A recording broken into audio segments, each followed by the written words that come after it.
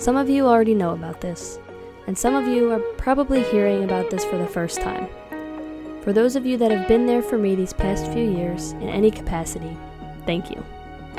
For those of you just hearing this now, I hope you'll still be here for me. If not, you're not the type of person I need in my life anyway.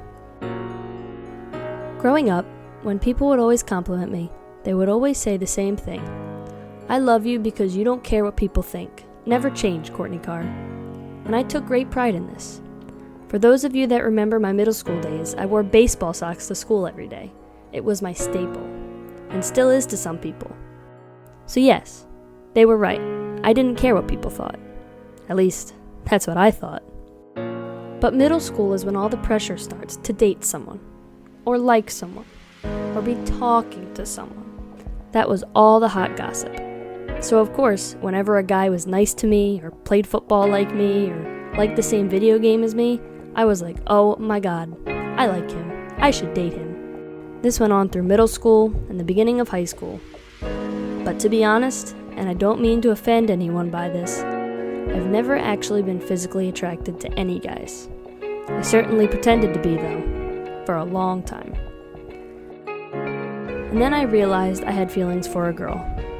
Fell for her, got my heart broken, and never wanted to like girls again. It was during this time that I officially began my coming out process. I told maybe 3 or 4 people, but never got any farther. I, Courtney Carr, for some reason, cared what people thought. I was scared back into the closet where I would stay for a few more years, because then I started college. College was one heck of an emotional roller coaster for me. I tried to come out a few times, but fell back into my habit of pretending to like boys. It was just much easier. No real feelings means you'll never get your heart broken, right? I still wasn't finding myself physically attracted to any guys, no matter how hard I tried. My junior year of college was when I realized I was trying way too hard.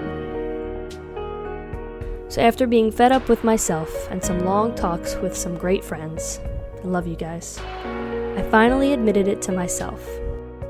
I'm gay. Luckily for me, I was headed off to Florida for my first college program, a fresh start. After making some really great friends, I was finally able to feel like myself.